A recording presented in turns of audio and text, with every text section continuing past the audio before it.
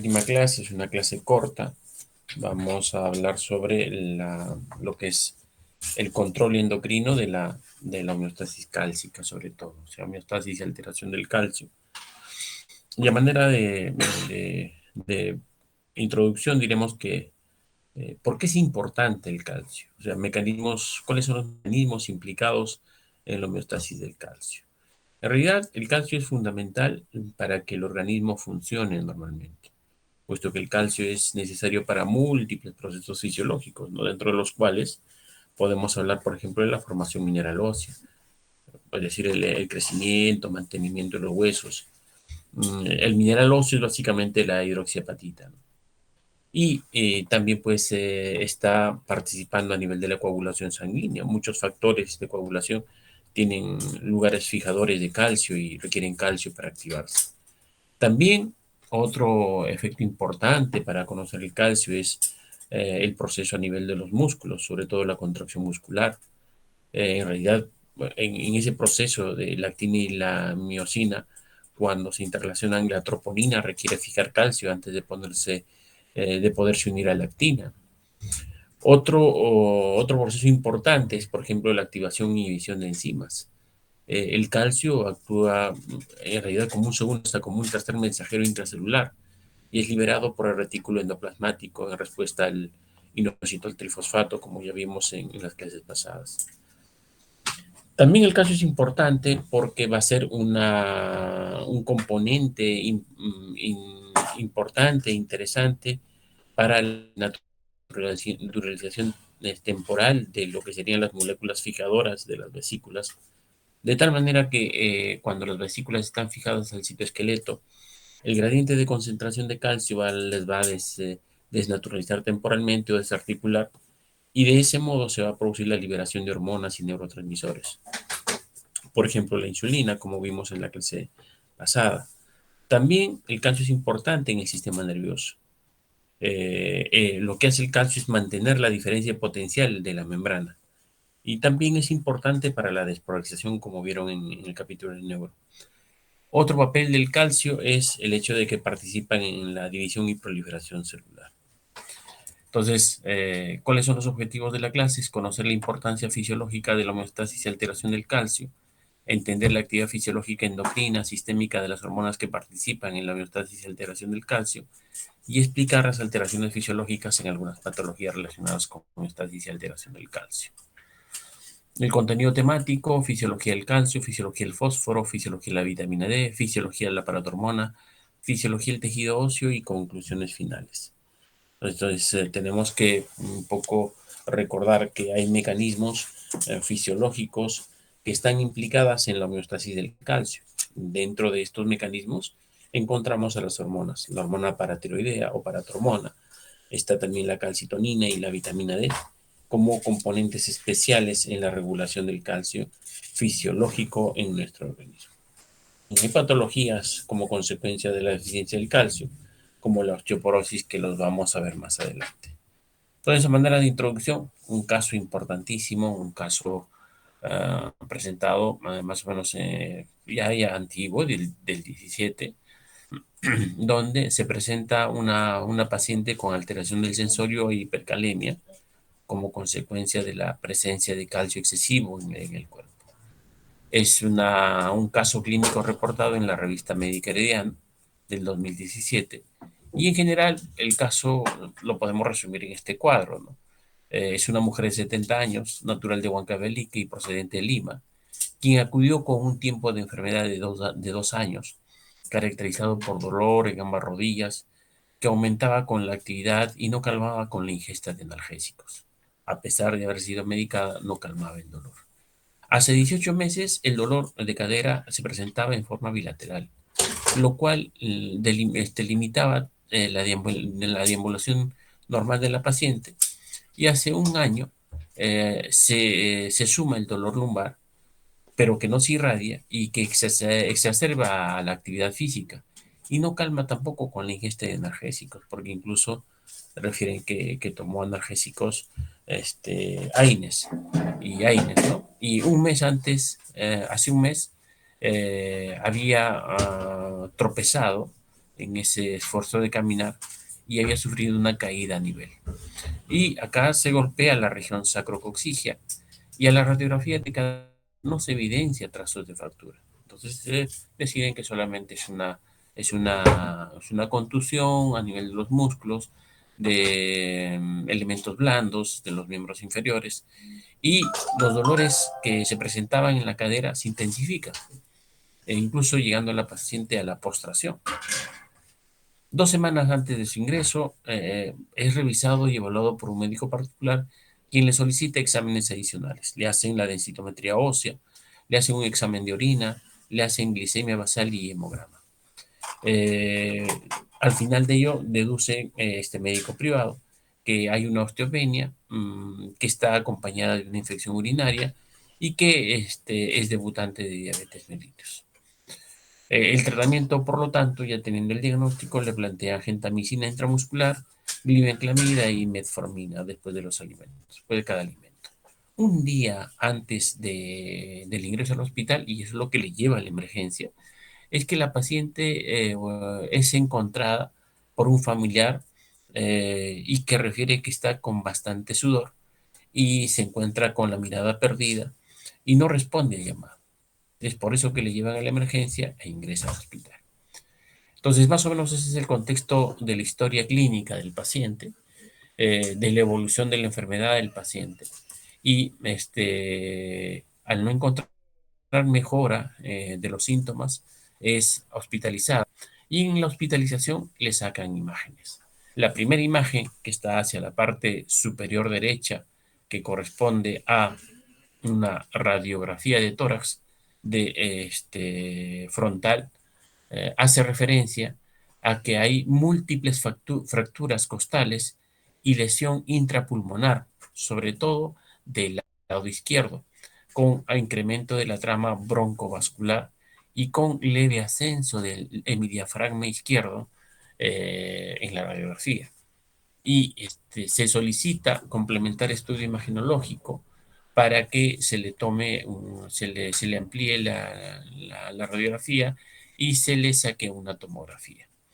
La tomografía hace evidencia que hay lesión expansiva en la costilla izquierda. Acá encontramos lesión expansiva en la costilla izquierda y además se le solicita una radiografía complementaria del cráneo.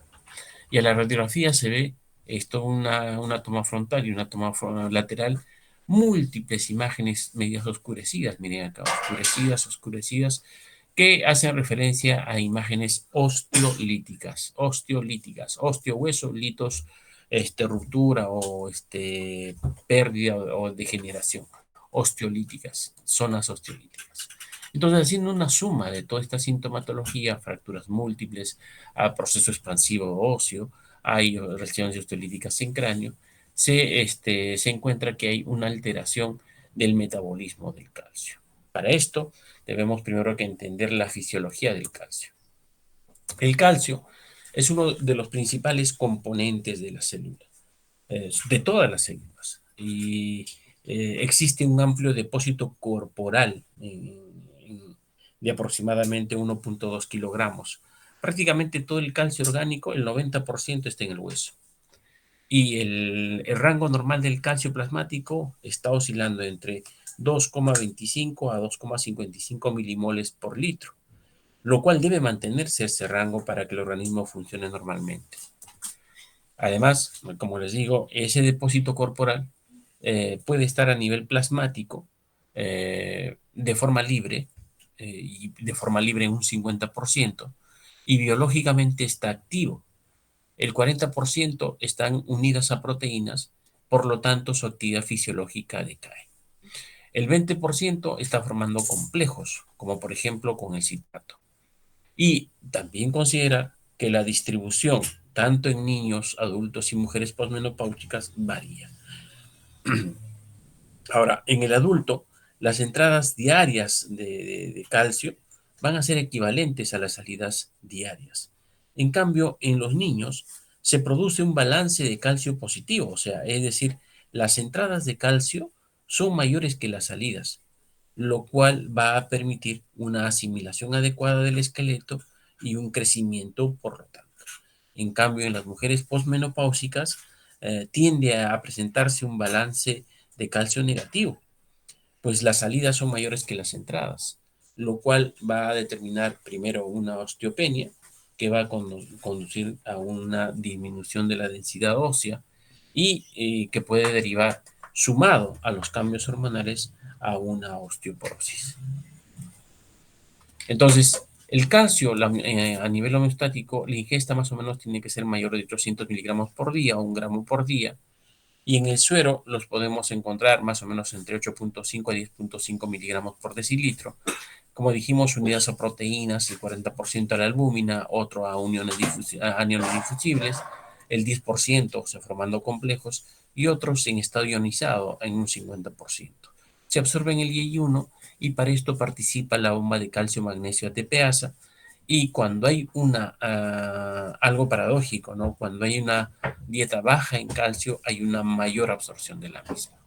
Como les decía, el calcio puede jugar papel importante en la activación e inhibición de enzimas. Incluso puede determinar la división y proliferación celular. El calcio también puede generar la liberación de hormonas y neurotransmisores, como les dije, porque va a desestabilizar las proteínas de anclaje de las vesículas que están hacia el citoesqueleto celular.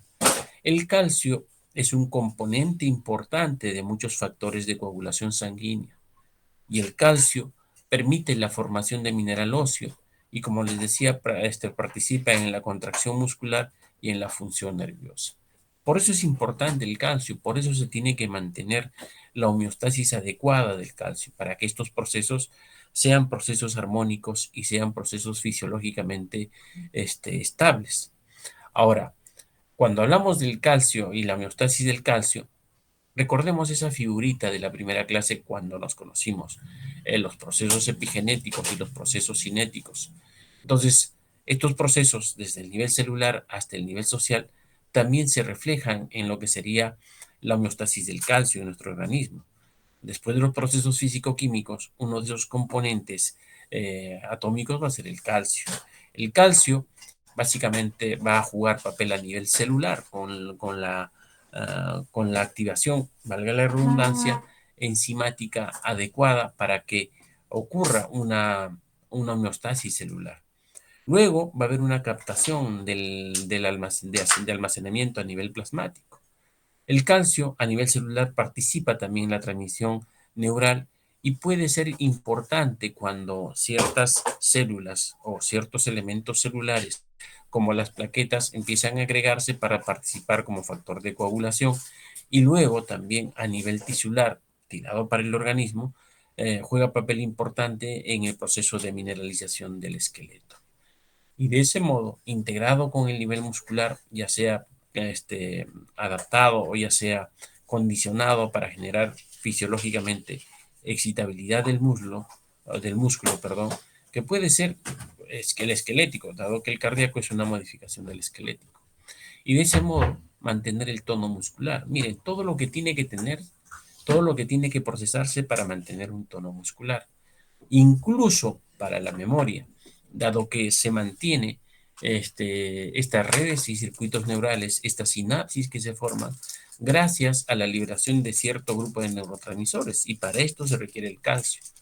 También participa en el sistema inmune, en el sistema hormonal y en el sistema de otras hormonas, por ejemplo, en el sistema de alteración del proceso del mismo calcio, que va a formar elementos aterogénicos y que eso va a darse a nivel de los vasos sanguíneos, empezando de los vasos sanguíneos mayores, como la aorta, y con frecuencia, por ejemplo, en el callado aórtico.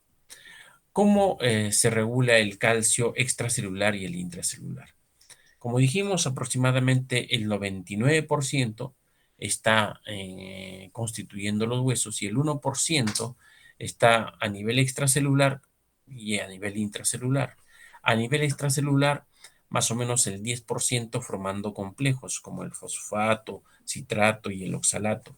Y también el 40% del calcio se va a encontrar unidas a proteínas como la albúmina. El otro 50% de calcio es el calcio iónico libre, que es el que nos interesa fisiológicamente y que está fisiológicamente activo, que más o menos tiene un rango de 4 a 5,2 miligramos por decilitro. Para que ese calcio iónico esté libre y esté activo, hay un conjunto de hormonas calciotrópicas que participan en su regulación.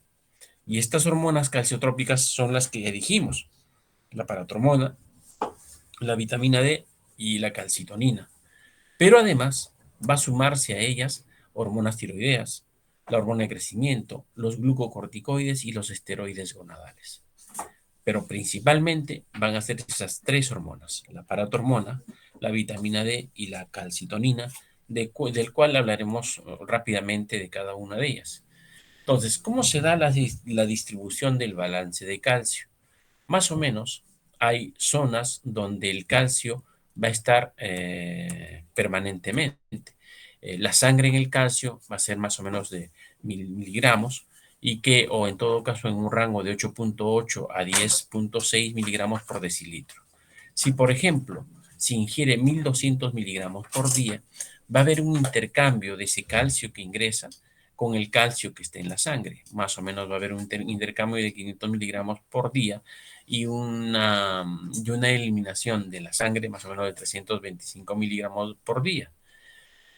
Y que este calcio de almacenamiento también va a servir para el intercambio con el hueso.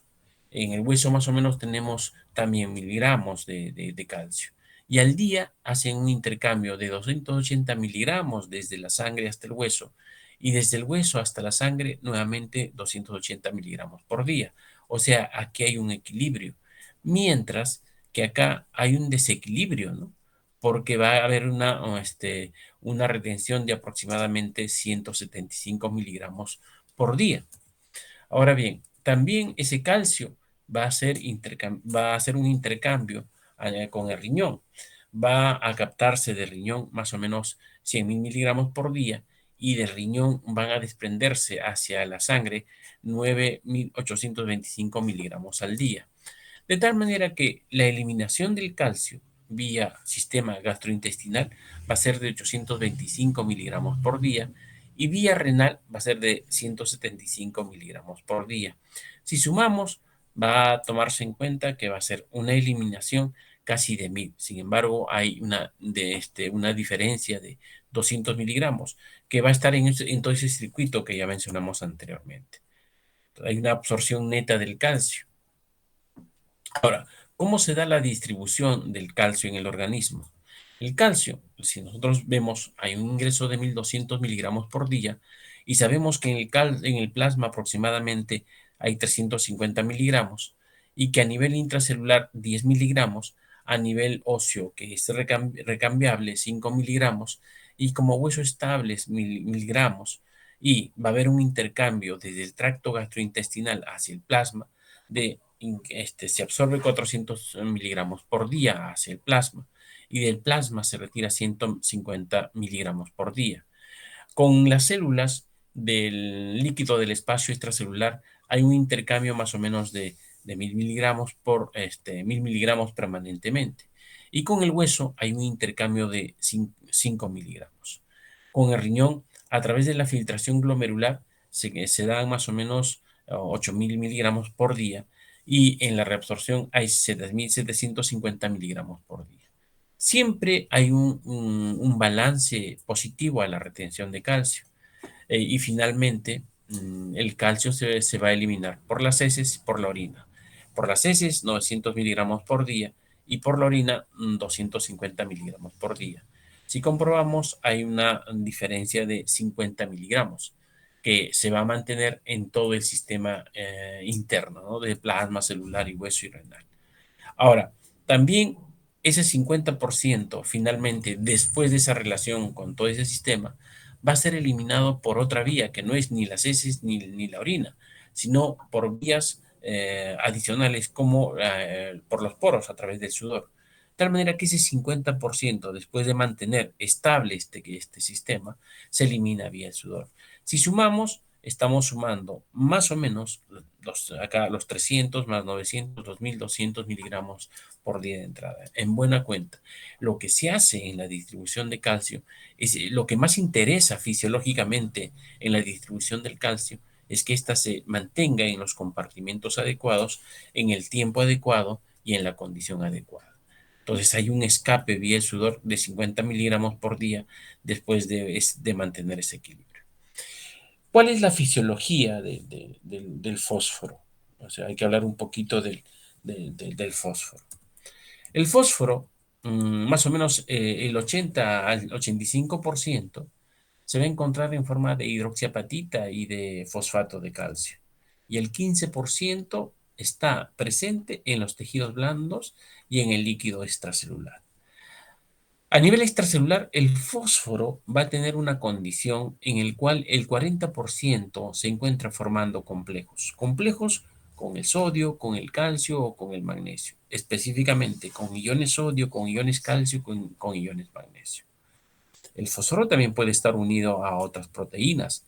Más o menos el 15 al 10% se encuentra unida a proteínas plasmáticas. Y el 50% va a ser como fósforo libre. Y este es el que va a tener actividad fisiológica. Solo el fósforo inorgánico se mide en entornos clínicos de rutina. Pregunta de examen. Ahora, en sangre, un tercio es inorgánico y 2 tercios es fósforo orgánico.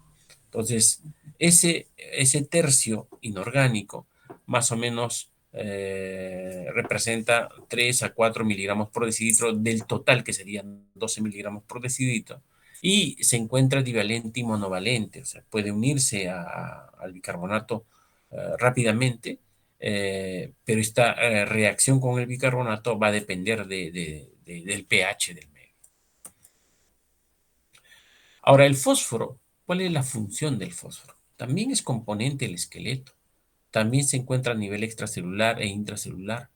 Tiene interacción con los fosfolípidos para su estructura. Tiene correlación con las fosfoproteínas, con los compuestos de alta energía, con los cofactores y con el metabolismo intermediario. También juega papel importante en el transporte del oxígeno a través de la 2,3-difosfoglicerato. El fósforo tiene esa función. ¿Cuál es la distribución del balance de fósforo? Igual, hay un pool de fósforo en formato a nivel sanguíneo y los componentes que participan acá igual son el tracto gastrointestinal, el hueso y los riñones. Entonces, si nosotros queremos ver cómo ingresa el fósforo, va a ser a través de los cereales, los huevos, los productos lácteos y la carne. Y por transporte pasivamente y transporte activo, va a llegar hacia el pool del suero de 60 a 80%. Y también de la sangre va a llegar hacia el pool fosfato. Pero acá, para que ese pool se mantenga de fosfato, tiene que participar la vitamina D, la paratormona y la hormona de crecimiento. El rol importante que se va a presentar es el de la paratormona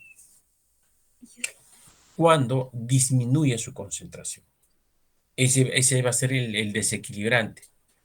El 80% del fósforo se reabsorbe en el túbulo contorneado proximal. Y acá hay un cotransporte entre el fósforo, perdón, y el sodio. Y esto regula la ingesta de la paratormona. Ahora, a nivel renal, la vitamina D también va a jugar un papel importante para que se mantenga ese fosfato en suero. La hormona de crecimiento, si bien es cierto, regula la presencia de fósforo en suero, también regula a nivel renal. Y los valores referidos para una persona de 70 miligramos es el que se va a considerar en el proceso de la distribución del fósforo. Entonces, aproximadamente se elimina por el tracto gastrointestinal 500 miligramos por día. Y hay una reabsorción y resorción y expulsión renal del fósforo. Ahora, ¿Cómo se da la distribución y balance de ese fósforo puntualmente? Entonces dijimos que el fósforo está en un pool en el líquido extracelular. Y ese pool va a mantenerse más o menos de 500 miligramos. Entra más o menos 1.400 miligramos por día, de los cuales 1.100 miligramos pasan a ese pool del líquido extracelular. Y de esos 1.100 miligramos por día que van a pasar al líquido extracelular, se van a retornar o van a retornar hacia el tracto gastrointestinal 200 miligramos por día. Del hueso se aporta 210 miligramos por día y del pool más o menos se aporta hacia el hueso 210 miligramos por día. En el hueso tenemos 600 miligramos de fósforo aproximadamente. Pero también va a haber un intercambio permanente entre este fósforo en este pool, en el líquido extracelular, con el fósforo de las partes blandas. En las partes blandas tenemos aproximadamente 100 gramos de fósforo que se van a intercambiar con el líquido extracelular. Ahora, a nivel renal, la relación también es con un balance positivo para esta zona del líquido extracelular. De riñón se absorbe o se reabsorbe 610 miligramos por día hacia este líquido extracelular, de donde se saca aproximadamente 7.000, perdón, se absorbe de riñón 6.100 miligramos por día y se retira del pool de líquido extracelular 7.000 miligramos por día. Entonces, se van a eliminar vía gastrointestinal 500 miligramos y vía urinaria 900 miligramos. Y sumados son 1.400. Entonces, hay estos 1.400, son los 1.400 que ingresaron. O sea, aparentemente entra y sale lo mismo. Pero lo que interesa en la homeostasis del fósforo es esta relación que se debe mantener permanentemente con las partes blandas, con la parte ósea y con el riñón. ¿Cuál es la fisiología de la vitamina D? La vitamina D es una hormona pseudoesteroidea. Está formada con una estructura de cuatro anillos, con un anillo roto debido a que es derivado del colesterol y que la estructura de su forma activa es la 1,25 hidroxicalciferol, también llamado como calcitriol. ¿Qué más podemos decir de la vitamina D? Síntesis y metabolismo de la vitamina D se da en dos fuentes distintas. Principalmente, uno es sintetizado en la piel y por fotoisomerización, la vitamina D3 se va a dar también el influjo de la luz ultravioleta. Y la segunda fuente es al menos el 10% que va a proceder de la dieta, como vitamina D2. Y la producción endógena de la piel a menudo es insuficiente por falta de luz ultravioleta permanente. De forma que la vitamina D debe ser suplementada mediante su ingesta en la dieta. Y las principales fuentes naturales de la vitamina D son el pescado, los huevos, por lo que existe muy, muy poca en las dietas vegetarianas estrictas, o a veces no existe. Eh, las vitaminas de las dietas no son consideradas generalmente como hormonas. El término vitamina D es un nombre poco adecuado, creo yo, especialmente debido a que la mayor parte de esta hormona es producida en la piel. Eh, la vitamina D es activada en el riñón. Hay una enzima que participa en la 1-alfa hidroxilasa y además la paratormona aumenta la producción de esta enzima, de la 1-alfa hidroxilasa, y así controla la cantidad de vitamina D activa que se fabrica. No existe un mecanismo de retroalimentación directa. Entonces, la hormona de crecimiento, el cortisol, los estrógenos y la prolactina también aumentan la síntesis de la 1-alfa hidroxilasa, por lo que la vitamina D debe ser importante para el crecimiento, el embarazo, el proceso de desarrollo del embarazo y la lactancia. Y eso es lo que vamos a ver ahora. Entonces, ya dijimos, se aumenta en el transporte intestinal, también activa osteoblastos. Recuerden, hay osteoblastos y osteoclastos. Los osteoblastos es más tirado para la formación ósea y los osteoclastos para la resorción. Su absorción a nivel renales en el túbulo distal está regulado por la paratormona. También regula la secreción de la insulina y hay participación en la reproducción. Su deficiencia es común en los ancianos, es muy frecuente en los ancianos. Ahora, en el hígado, ya como ya hemos dicho, dos fuentes de la piel y de la dieta, de la piel como colecalciferol y en la dieta como ergocalciferol, y que esta vitamina D se va a procesar a nivel del hígado con la 25-hidroxivitamina D, para a nivel renal con la participación de la 1,25 de hidroxivitamina D y de la 24,25 de hidroxivitamina D se produzca. La vitamina D entonces la inactiva procedente de la síntesis a nivel de la piel, de la síntesis cutánea o de la ingesta dietética, en presencia de la enzima de la 25 hidroxilasa, se va a convertir en la vitamina inactiva, o sea, básicamente de hidroxicólicalciferol, en la 25 hidroxicólicalciferol, vitamina inactiva. Y de esta tiene que activarse a nivel renal con la presencia de la 1 alfa hidroxilasa. Entonces, la 25-dihidroxicolicalciferol va a ser la activa, ¿no? La di. Y la tri, otra inactiva. Entonces, para esto dijimos que participan hormonas como el cortisol, la hormona de crecimiento, el estrógeno, la prolactina y la paratormona, que van a ser responsables de la presencia de la 1,25 hidroxilasa. O sea, mejor dicho, van a condicionar la presencia de esta enzima para que todo este proceso se dé. Ahora, ¿cuáles son los efectos de la vitamina D? ¿Qué efectos tiene la vitamina D? A ver, mencionaremos, el principal efecto de la vitamina D se produce en el intestino. Acá hay un aumento de la absorción del calcio y del fosfato de la dieta, y el mecanismo por el cual se consigue en realidad es un poco difuso, pero se menciona que hay tres elementos que participan en este proceso. Uno es el aumenta la síntesis de proteína fijadora del calcio. O sea, la calvindina, que va a ser la proteína fijadora de calcio. Esta calvindina lo que va a hacer es tapona los niveles de calcio que se elevan demasiado rápidamente en las células a nivel de las mucosas. Sin embargo, como su producción es máxima horas después de la absorción máxima de calcio, es probable que tenga un efecto fundamental sobre el aumento de la absorción de calcio. La otra es que hay presencia activa de los canales de calcio. No está probado, pero indirectamente y fisiológicamente puede tener concomitancia con el aumento de la calvindina. La otra es que promueve la división y el crecimiento de las células en la mucosa. En el hueso, la vitamina D aumenta la liberación del calcio y el fosfato. Es decir, lo que va a hacer la vitamina D es desmineralizar y reabsorber el hueso a través de los osteoblastos. Eh,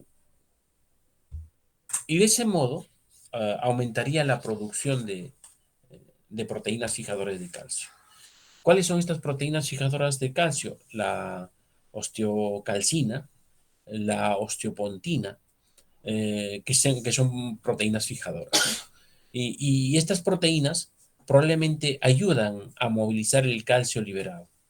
Eh, de tal manera que en el riñón, por ejemplo, puede haber un aumento de la absorción de calcio y fósforo. Y los efectos de la vitamina D sobre el intestino, el hueso, el riñón, se pueden ver en la modulación de los niveles de sus precursores en la piel. También en la secreción de la paratormona, de la calcitonina, de la prolactina, incluso de la insulina. Y la diferenciación celular también tiene repercusión por la vitamina D. Y es lo que estamos viendo acá, ¿no? La vitamina D inactiva procedente de la síntesis cutánea o de la dieta se convierte en vitamina D activa en presencia de la paratormona que estimula directamente la acción de la vitamina D.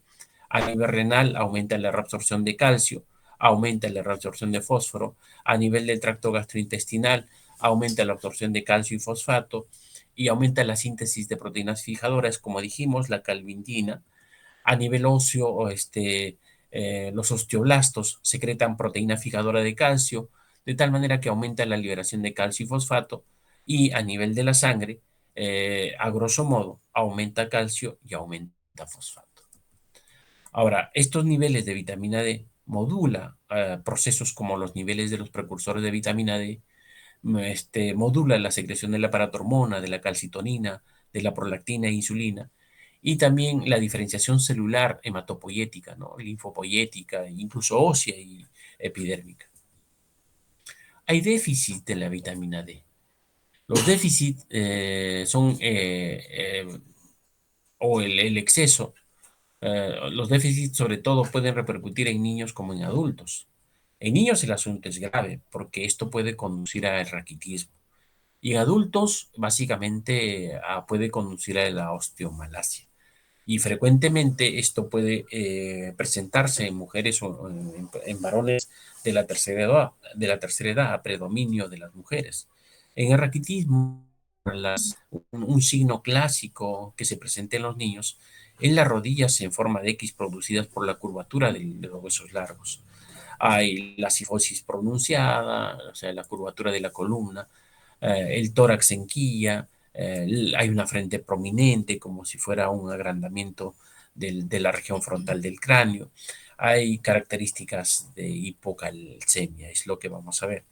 Después, en la osteomalacia, generalmente en los adultos, hay, si bien es cierto, no hay esa manifestación de raquitismo en los niños, lo que se presenta es el dolor a nivel óseo.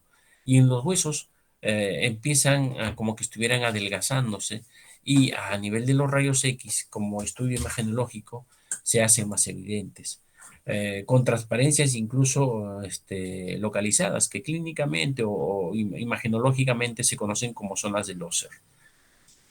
A raíz de todo esto, las fracturas a nivel de los huesos largos, sobre todo de los miembros inferiores y específicamente del fémur, son frecuentes. A nivel de la cadera, que compromete el cuello del fémur, son frecuentes. Hay también características de hipocalcemia, por ejemplo, miopatía proximal, que produce una marcha anserina, como el pato, ¿no? Como el pato. Fisiología de la paratormona. ¿Qué podemos decir de la paratormona antes de ver los esquemitas en general para ir viendo algo general y ya tengan algo más claro? La paratormona es una hormona peptídica de aproximadamente, a ver si no recuerdo, de 84 aminoácidos, que es esencial para la vida. Su síntesis se va a dar sobre todo en células principales de la glándula paratiroides, que están hacia la región posterior de la glándula tiroides. Esta producción se va a dar mediante la transcripción, la expresión del gen de la paratormona ubicado en el cromosoma número 11. Igual, como es un péptido, estas se van a almacenar en vesículas, sobre todo en el citoplasma celular, y es liberada de sus almacenes en respuesta a la disminución de los niveles plasmáticos del calcio. Y mediante una simple retroalimentación negativa, se anula su liberación al aumentar el calcio plasmático. ¿Qué acciones tiene la paratormona? A ver, la paratormona, jóvenes, se une a receptores que están acopladas a proteínas G. Y de ese modo, con la dinatociclasa, aumenta el AMP cíclico. Y existen receptores de paratormona, por ejemplo, a nivel de los túbulos renales, también a nivel de los osteoblastos y también de las células epiteliales intestinales. A ver, ¿y cuáles son los efectos de la paratormona? Los efectos básicamente van a ser a nivel renal, a nivel óseo y a nivel vascular. Y eso es lo que vamos a ver ahora. Bueno, embriológicamente son 4 glándulas, 12 a 15% de personas presentan una quinta glándula. El peso aproximado de cada glándula es de 40 miligramos. tiene un componente estromal graso, hay células ahí, células principales y oxifilia. Las principales son las que producen los dos tipos de células contienen paratormona y se desconocen si hay diferencias en su regulación secretora. Y hay todo un mecanismo molecular, ya no los voy a cansar con esto, hay reguladores de la expresión génica de la paratormona en la secreción y proliferación. Básicamente conozcan que toda esta maquinaria enzimática molecular ya se está estudiando ahora. Este es un artículo del 2018, bien, estamos en 2025 y el proceso está mucho más claro. La paratormona, como ya ves, son 84 aminoácidos, peso molecular 9300, codificado en el gen número 11, tiene un tiempo de vida media de 2 a 5 minutos. Su depuración básicamente en un 90% puede ser a nivel hepático, renal. Tiene receptores en las nefronas, en los osteoblastos, en los osteoclastos y fundamentalmente tiene una acción anabólica intermitente. También hay una regulación de su secreción de la paratormona a nivel humano, es dependiente del calcio iónico. Y vamos a ver que cuando hay un incremento en la sangre de calcio, estos niveles son detectados por las células de la glándula de la paratiroides, se incrementa la secreción de paratormona por la paratiroides de tal manera que decae el pulso sanguíneo a nivel de decae a nivel de los osteoclastos, se activan y decae el calcio, lo que ya dijimos, ¿no? Todo ese proceso que ya dijimos. Y cuando hay disminución, ocurre lo contrario. Entonces, ¿cómo se da el control mineral de la paratormona? La distribución del calcio plasmático estimula la liberación de la paratormona. La paratormona liberada por las glándulas van a nivel renal y disminuye la reabsorción del fosfato y del bicarbonato, de tal manera que aumenta la reabsorción del calcio y de los hidrogeniones y aumenta la síntesis de la 1-alfa hidroxilasa. ¿Se acuerdan lo que dijimos anteriormente? Esto repercute en la conversión de la vitamina D inactiva en vitamina D activa y aumenta la absorción del calcio, aumenta la absorción del fosfato a nivel gastrointestinal y a nivel óseo estimula la actividad de los osteoblastos liberan hormonas locales de tal manera que aumenta la actividad osteoclástica y hay un aumento de la resorción ósea y hay una liberación de calcio y fosfato. A grosso modo, entonces, este efecto global de la paratormona a nivel sanguíneo, ¿cómo es? Aumenta el calcio y aumenta el fosfato. Y a nivel renal, eso específicamente a nivel gastrointestinal. A nivel renal, lo que va a ocurrir, aumenta el calcio y disminuye el fosfato. Entonces, en los dos procesos, tanto renal como gastrointestinal, va a aumentar el calcio. A nivel gastrointestinal, aumenta fosfato y a nivel renal disminuye fosfato. Lo mismo que ya dijimos de la regulación de los ejes. Fisiología del tejido óseo, rapidito, ya para ir terminando. Hay proporciones relativas de hueso cortical, compacto y trabecular esponjoso en diferentes partes del esqueleto. Como sabemos, el hueso está constituido por hueso esponjoso, hueso compacto y hay una cavidad medular. Además, hay células distribuidas en el hueso compacto, hay un periósteo que rodea todo el hueso, que lo protege internamente, hay vasculatura internamente en el hueso. Ahí están los canales de Haber, donde circulan los vasos sanguíneos, están las trabéculas. Entonces hay una zona compacta y hay una zona esponjosa. En la zona compacta encontramos lo que es los osteomas, encontramos los vasos sanguíneos y a nivel esponjoso encontramos las trabéculas y las cavidades vasculares. Como les decía, hay una distribución de ese componente compacto o esponjoso, o un componente cortical y trabecular en las diferentes partes del esqueleto. Por ejemplo, mayor de 75% trabecular a nivel de los huesos de la columna, mayor de 62% trabecular a nivel del cuerpo vertebral lumbar, mayor de 95% cortical a nivel de los huesos de los miembros superiores, a mencionar de la diáfisis del radio, por ejemplo. Hay una mayor de 75% cortical y 25% trabecular a nivel de la epífisis distal del radio. A nivel de los huesos de los miembros inferiores, de los huesos largos, a mencionar la cabeza del fémur, 75% cortical, 25% trabecular. Y a nivel de la tuberosidad menor, por ejemplo, la proporción es 50-50. Tal vez esta distribución hace que sean o más compactos o hace que sean más sensibles para algunos procesos patológicos. Composición del hueso. ¿Cómo está compuesto el hueso? El hueso está compuesto por 65% de hidroxiapatita. La matriz es el 35%, está compuesto por colágeno, por otras proteínas y lípidos. Colágeno en un 90% y hay células importantes. Las tres, las que mencioné, son las más importantes: los osteoblastos, los osteocitos y los osteoclastos. ¿Cómo se forma el hueso? Para que se forme el hueso, tiene que haber una relación de procesos que incrementan y hay procesos que disminuyen la formación del hueso. ¿Cuáles son esos procesos que incrementan? El fluoride, la paratormona, las prostaglandinas, las citoquinas, y los que decrecen, los que hacen que disminuya esa formación, los corticosteroides. Y a nivel local, un conjunto de factores, como por ejemplo las proteínas morfogénicas del hueso, a los factores de transcripción, los factores de crecimiento semejante a la insulina, por ejemplo, las prostaglandinas, el factor de crecimiento fibroblástico, el factor de crecimiento derivado de plaquetas, son los que tienen el local. En la resorción ósea, ¿qué cosa ocurre? ¿Qué incrementa la resorción ósea o la destrucción ósea? La paratormona, el calcitriol, la tiroxina. ¿Y qué cosa es lo que disminuye? La calcitonina y los estrógenos. Miren el papel de los estrógenos. Ya se van a dar cuenta cuando hagan farmacología, los estrógenos y los esteroides son los medicamentos que más se usan para el manejo del dolor. A nivel local, dolor e inflamación. A nivel local, ¿qué mantienen esta resorción?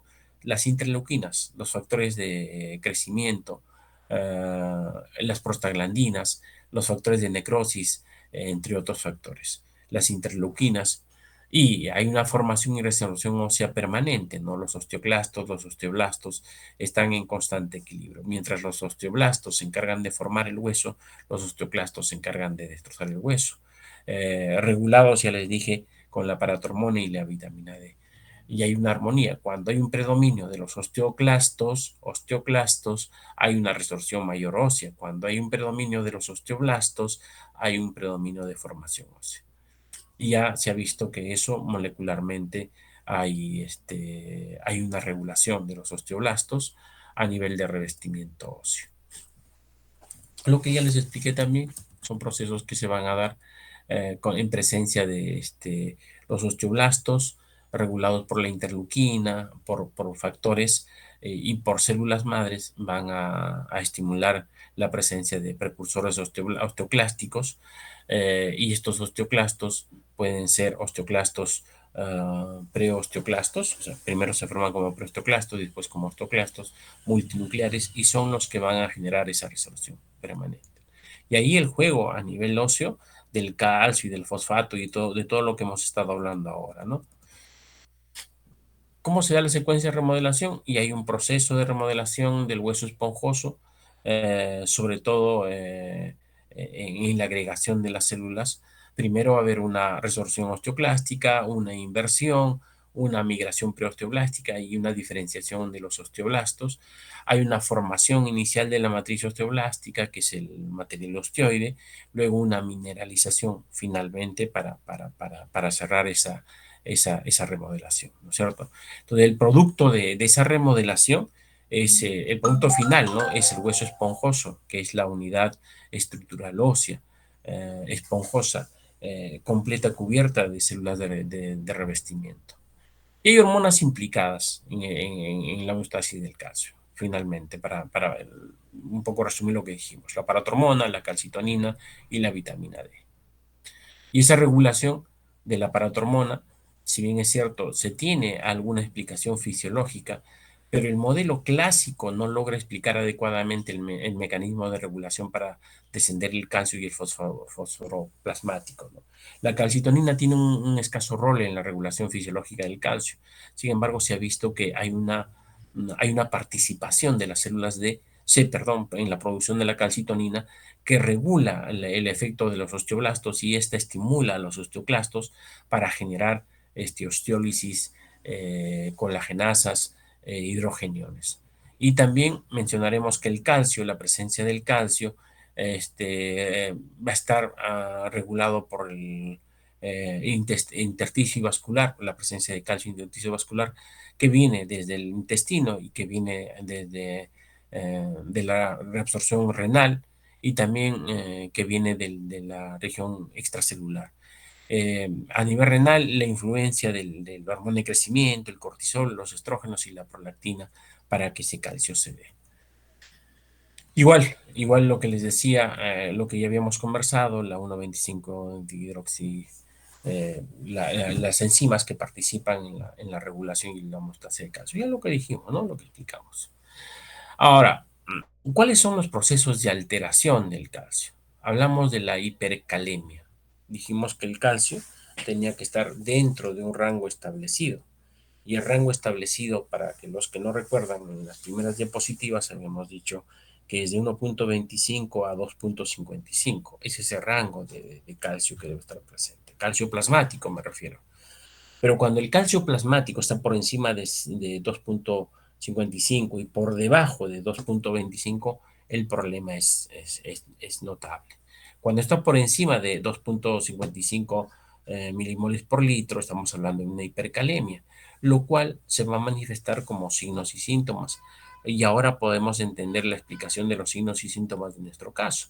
¿Qué cosa hay? Cefaleas, debilidad y cansancio, dolor abdominal, anorexia, estreñimiento y pérdida de peso, sumado a convulsiones.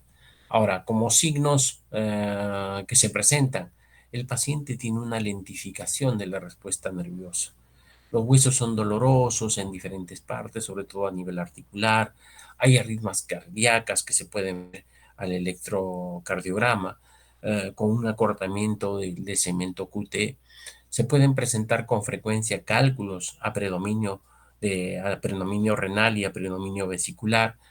Hay un estímulo de la micción, por lo tanto se genera poliuria y que va a llevar a una deshidratación, incluso a una insuficiencia renal. El otro extremo, el extremo por debajo de 2,25 milimoles por litro, estamos hablando de la hipocalcemia. Cuando hay hipocalcemia hay hiperexcitabilidad, hay entumecimiento y parestesias, hay tetanía, hay cambios de humor, hay espasmos corpopedales, especialmente al aplicar un manguito en el esfingómetro, por ejemplo, en el brazo cuando queremos medir, que es el signo de Trousseau, donde, como vemos acá, la muñeca se flexiona hacia adelante. Hay excitabilidad neuromuscular, por ejemplo, al golpear a nivel lateral en el rostro, o sea, que va a llevar al punto de la salida del nervio facial, se produce una contracción del músculo facial, lo que se conoce como el signo de Bostic. La analítica, ¿cómo se evalúa? Hay análisis colorimétrico con indicador metalocrómico, hay espectrometría de absorción atómica para valorar el calcio, hay potenciometría indirecta, hay espectrometría de absorción atómica, no nos vamos a poner a hablar en eso, pero es bueno que lo conozcan, que existen esos exámenes para valorar el calcio y sacar nuestra evaluación clínica.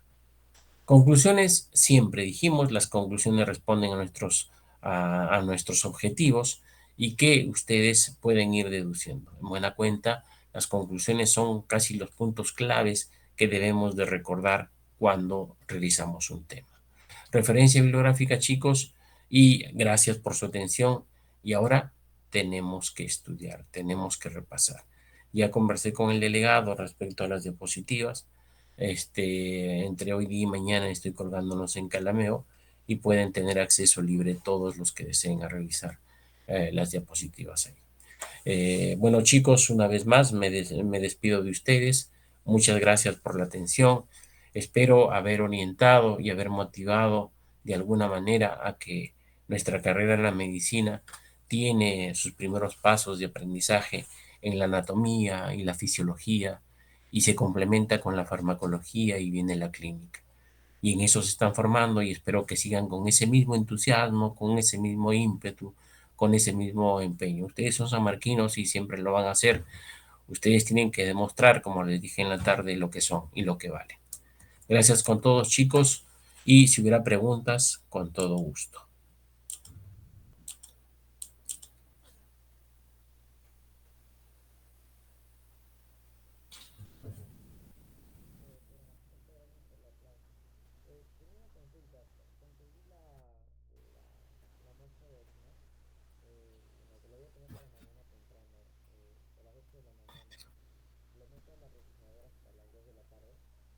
Sí, sí, en la refrigeradora. Tengo en la refrigeradora, que no esté a la intemperie. Y espero que mañana los chicos de práctica sí tengan buenos resultados. Parece que en la primera nos falló la orina. Ya, por favor, coordinen con el señor Cabezas la manera de inyectar al sapo y hagan sus controles correspondientes. Ok, muy bien, chicos, entonces nos estamos encontrando en el examen y ya lo estamos coordinando